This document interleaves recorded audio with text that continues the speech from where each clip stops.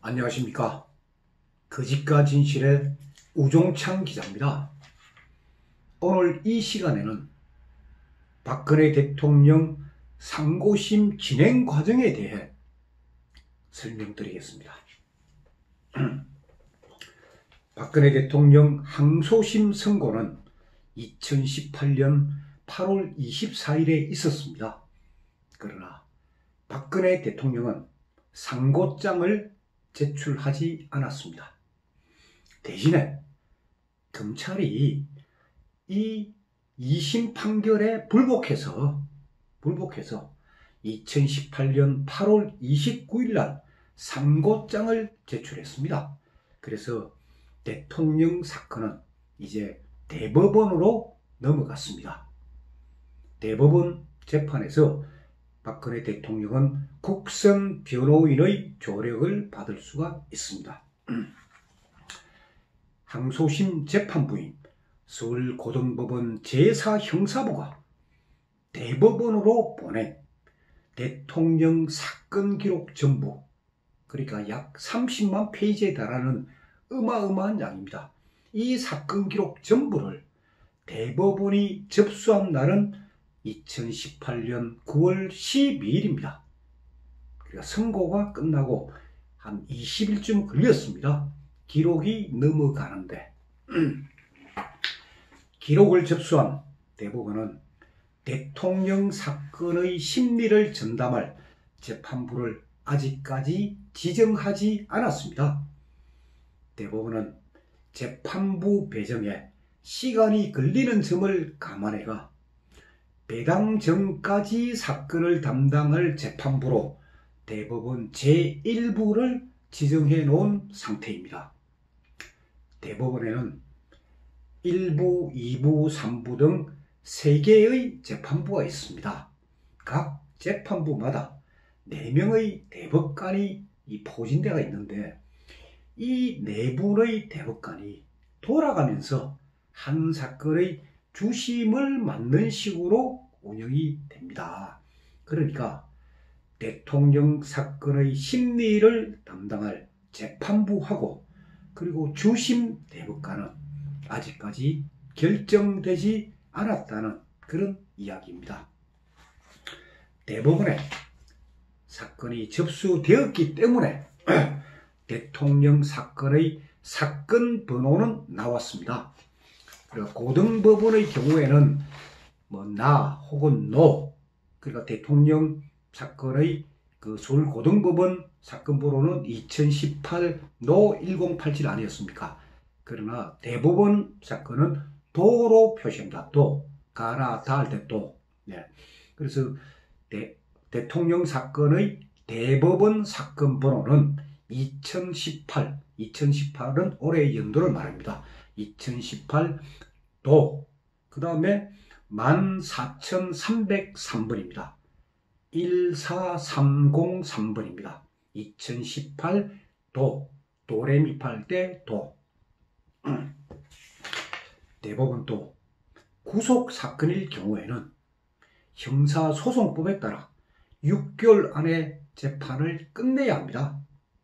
그러니까 박근혜 대통령의 구속 만기일은 9월 12일부터 기록이 접수된 9월 12일부터 6개월 후인 3월 12일, 내년 3월 12일이 됩니다.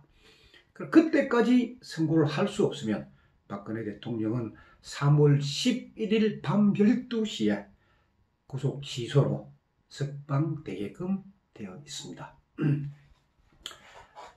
근데 이 변수가 있습니다. 그러니까 마지막으로 나올 수 있는, 구속 취소로 나올 수 있는 건 3월 12일이고 물론 그 전에 유죄 확정하면 또 모르겠지만은, 그러나 6개월 안에 유죄 확정될 가능성은 거의 없다고 법조계 전문가들이 다 그렇게 이야기를 합니다. 그런 부분을 제가 계속 설명드리겠습니다. 그 변수가 뭐냐? 대통령 사건의 경우는 혐의가 18가지입니다. 사건이 18개입니다. 근데 이 사건 가운데 한 사건이라도 구속 만기일 전에 파기환송 결정이 떨어지면, 즉 고등법원에서 다시 재판하라는 대법원의 결정이 나오게 되면은 대법관들은 직권으로 박근혜 대통령에게 보석 명령을 해서 풀어주게 되어 있습니다. 자, 그러면 대통령의 18가지 혐의 가운데 파기환송 가능성이 있는 사건은 무엇이 있을까요? 의문이 들 겁니다. 제일 큰 게 두 가지입니다. 하나는 블랙리스트 사건이고 또 하나는 삼성 승마 뇌물 사건입니다. 이건 제 의견이 아니고 법조계 의견입니다. 블랙리스트 사건과 삼성 승마 뇌물 사건은 파기환송될 가능성이 아주 높다는 것입니다. 자, 블랙리스트 사건은 이미 1심에서 대통령에게 무죄가 선고되었습니다. 그러나 2심에서 이게 유죄로 바뀌었습니다. 하지만 이 블랙리스트 사건은 법리상으로 이 대통령의 통치 행위에 해당합니다. 1심이 무죄 판결의 근거가 대통령의 통치 행위라는 점입니다. 그래서 법조계 인사들은 이 블랙리스트 사건이 파기환송될 제일 우선적으로 파기환송될 것이다 라고 전망하고 있습니다. 자, 삼성 승마 뇌물 사건은 어떠냐? 이거 보십시오. 이재용 부회장의 항소심을 맡았던 서울고등법원 제13형사부 부장판사는 정형식 부장판사입니다. 정형식 부장판사는 이재용 부회장 사건에서 뇌물 액수를 코아스포지에 한 36억 그만 인정한 거예요. 근데 박근혜 대통령 항소심을 담당한 서울고등법원 제4형사부 김문석 부장판사는 말보험료도 뇌물에 해당하고 아시안게임 이번에 인도네시아에서 열린 그 아시안게임 거기에 출전할 그런 비용도 정확하게 확인되지 않지만 그것도 뇌물에 해당하고 막 그런 판결을 써놨습니다. 그래서 같은 고등법원에서도 판결이 다르게 나왔기 때문에 그렇기 때문에 지금 이 삼성 승마 뇌물 사건을 어떻게 보느냐, 이건 아주 법조계의 초미의 관심사입니다. 특히 무엇보다도 이 뇌물 사건에서 신분자와 비신분자, 신분자는 공무원을 말합니다. 비신분자는 민간인을 말합니다. 신분자와 비신분자의 공범, 이 관계, 이 공범 그리고 공모, 공동정범, 이 관계에 대한 해석이 아직 정립된 게 없습니다. 다양합니다. 때문에 어떤 결정이 나올지 법조계에서도 아주 지금 관심을 갖고 이 사건을 지켜보고 있습니다. 삼성 승마 뇌물 사건을. 자, 그 다음에 대법원은 언제쯤 그러면 결론을 내릴 것 같습니까? 늦어도 내년 2월 전에는 선고할 가능성이 높다고 보입니다. 그것은 해마다 1월, 2월에 법관 정기 인사가 있기 때문입니다.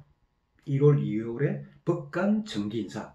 그럼 대통령 사건의 심리를 전담 누가 하느냐? 물론 대법관이 하지만은 대법관 밑에 소위 대법원 재판 연구 판사들이 있습니다. 그분들이 1차적으로 기록을 검토를 하고 그분들이 이제 의견을 집약해서 대법관에게 제출하면은 대법관이 다시 판단하고 이런 절차를 거칩니다. 그런데 그 심리를 전담하는 재판 연구 판사들이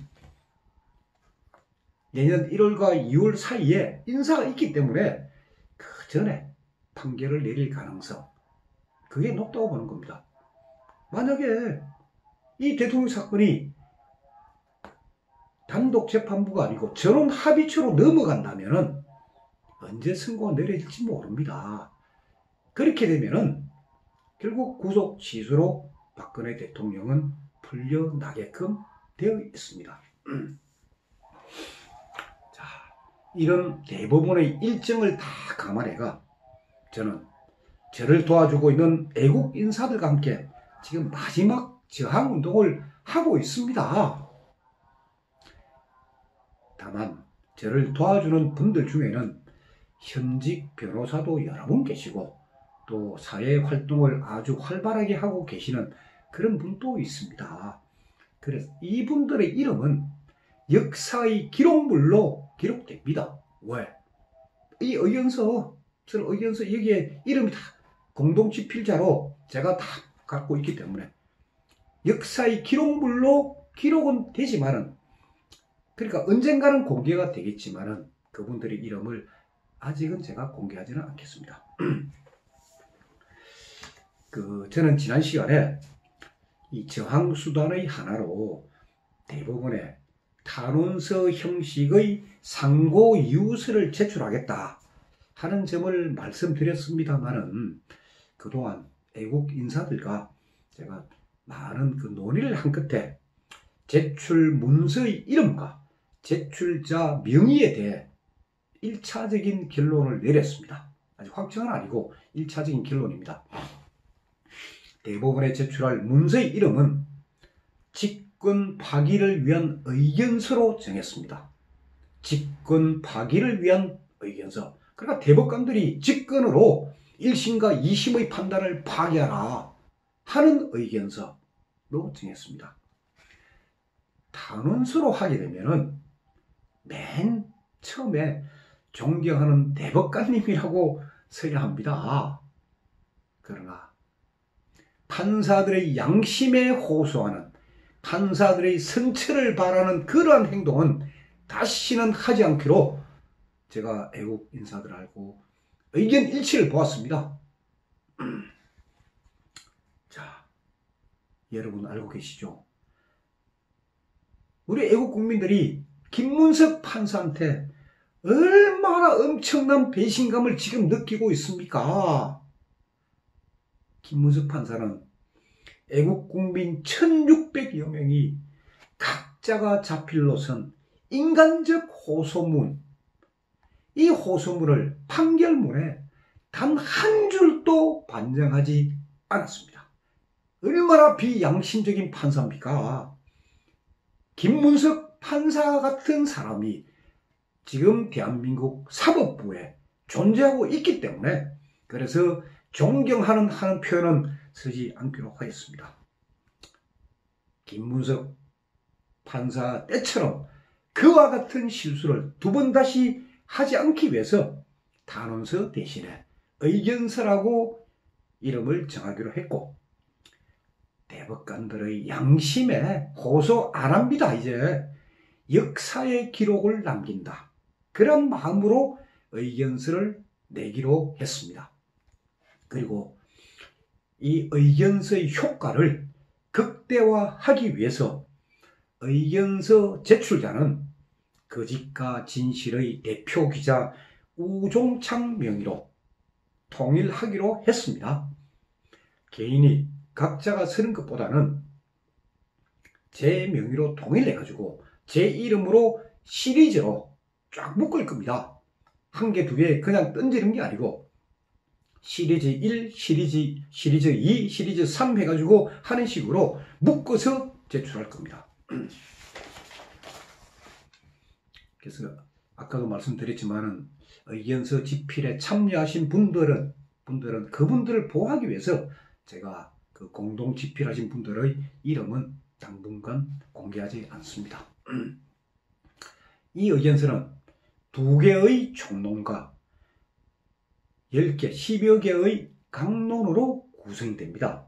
그러니까 대통령 사건 재판이 과연 법적으로 타당한 것인지를 따지는 법리적 측면에서 접근하는 총론, 이 부분은 판사 출신의 변호사님이 지금 쓰고 계십니다. 그 총론에 나와 있고, 그 다음에 사실관계를 근거로 판사가 채정법칙을 위반했다는 점을 지적하는 실체적 총론으로 구성합니다. 채정법칙 위반, 즉 증거 채택의 위법성이 있다, 이런 사실이 확인이 되면은 미국의 경우에는 이유 여하를 불문하고 바로 무죄입니다. 뭐 우리나라 아직 안 그렇지만은 미국은 바로 아니 증거가 불법으로 수집됐다. 바로 무죄예요. 사실관계를 집대성한 그러니까 채정법칙 위반 이런 부분들을 그 다투는 부분의 총론은 제가 지금 쓰고 있습니다. 그리고 참고로 제가 이런 말씀을 드리겠습니다. 대통령 사건에서 제가 쓰고 있는 이 총론 중에 한 내용입니다. 대통령 사건에서 대단히 중요한 증거로 인정된 게 안종범 업무수첩인데, 안종범 업무수첩은 대통령 지시를 받아 적어 놓은 게 아니라 친구들하고 핸드폰으로 통한 내용을 기록한 개인적인 수첩에 불과하다는 사실, 이 사실을 제가 최근에 기록을 다시 한번 살피다가 검찰 진술조서에서 이 부분을 제가 찾아냈습니다. 그 내용은 제가 다음 시간에 자세하게 말씀을 드리도록 하겠습니다. 또 공무상 비밀 누설 혐의에서 정호성 비서관을 조사한 특검 소속의 문지석 검사가 헌법을 위반하면서까지 불법으로 증거를 수집한 사실, 또 SK그룹 89억 뇌물 사건과 미르재단 설립 과정 등에 대한 검찰 공소 사실은 사실관계를 오인했기 때문에 법리 오해가 있었다 하는 점을 각 사건의 강론에서 제가 하나씩 그리고 대법관들이 이런 의견서를 길게 쓰면 잘 안 봅니다. 재판정구 판사들도 마찬가지입니다. 그리고 의견서를 어쨌거나 재미가 있어야 됩니다. 판사들이 봤을 때 술술술 넘어가야 됩니다. 아 재밌다. 그래 해야 기억에 남습니다. 그래서 사건별로 A4 용지 10장을 넘지 않는 범위에서 이 의견서를 쓰는 것으로 저와 뜻을 같이 하는 애국 국민들이 의견 일치를 보았습니다. 그렇게 쓰고 있습니다. 또 이뿐만 아닙니다. 이 법적 총론에서는 애국 국민들이 엄청나게 이제 공부를 하고 있는 부분이 헌법 제84조입니다. 대통령은 내란과 외환의 죄를 범하지 아니하고는 형사소출을 받지 않는다. 재임중의 형사소출을 받지 않는다. 이게 헌법 제84조입니다. 이 부분에 대해서 1심 김세윤 판사와 2심 김문석 판사는 아주 교묘하게 헌법 84조 위반이 아니다 라고 판결문에 써놓았는데, 그 근거가, 판결의 그 근거가 과연 타당한지 그것도 따질 겁니다. 그리고 박근혜 대통령을 탄핵한 헌법재판관 8명이 시류에 편성하여, 그러니까 박안철 소장, 이정미 소장 권한 대행 그 임기에 맞춰가지고 시류에 편성하고 그 임기, 그 촉박한 임기에 맞춰가지고 헌법재판소법마저 위반한 위선자라는 사실도 법리적 총론에서 다 언급합니다. 그러면 이 의견서는 언제까지 제출해야 될까요?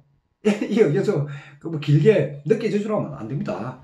그래서 제가 대법원하고 검찰 분위기를 파악해 봤습니다. 해보니까 늦어도 10월 말 전에는 제출해야 효과가 있다. 심지어 지금 대법원의 일부 대법관들은 11월 말 이후에 제출되는 의견서는 보지 않겠다. 뭐 그런 이야기를 하는 그런 분도 계시더라고요. 그래서 저와 애국 국민들은 지금 열심히 집권 파기를 위한 의견서를 지금 작성 중에 있습니다. 거짓과 진실 명의로 제출되는 이 의견서는 권력화한 이념 판사, 그리고 이념으로 무장한 검사들에 맞서는 치열하고도 처절한 투쟁이라고 생각하면 됩니다. 절대 저희들은 업소하는 단어를 쓰지 않습니다. 역사의 기록물로 남기는 그런 지금 의견서를 쓰고 있습니다. 저와 뜻을 같이 하는 분들은 이런 이야기도 합니다. 지금은 전쟁이다. 죽느냐 사느냐다. 상대가 죽지 않으면 내가 죽는다. 그런 각오로 싸워야 된다. 그런 말씀도 하고 계십니다. 왜 그런 말이 나오느냐? 그 정도로 대한민국 사법부는 좌편향되어 있습니다. 애국국민 여러분들은 제가 시작하고 있는 이 저항운동을 제가 이 거짓과 진실 유튜브를 통해서 계속 진행상을 제가 설명해 드립니다. 그 지켜보시고 좋은 아이디어가 있으면 언제든지 저에게 연락해 주십시오. 지금 대한민국은 앞서도 말씀드렸지만 권력화한 이념 판사하고 이념 검사들에 맞서서 치열한 전쟁을 벌여야 하는 위중한 시기라는 것. 이 점은 여러분들도 명심하시기 바랍니다. 저도 제가 하는 이 운동이 단순하게 의견서 제출한 그런 게 아니고 죽느냐 사느냐 하는 전쟁이라는 점을 저도 잘 인식하고 있습니다. 그런 마음으로 지금 싸우고 있습니다. 감사합니다.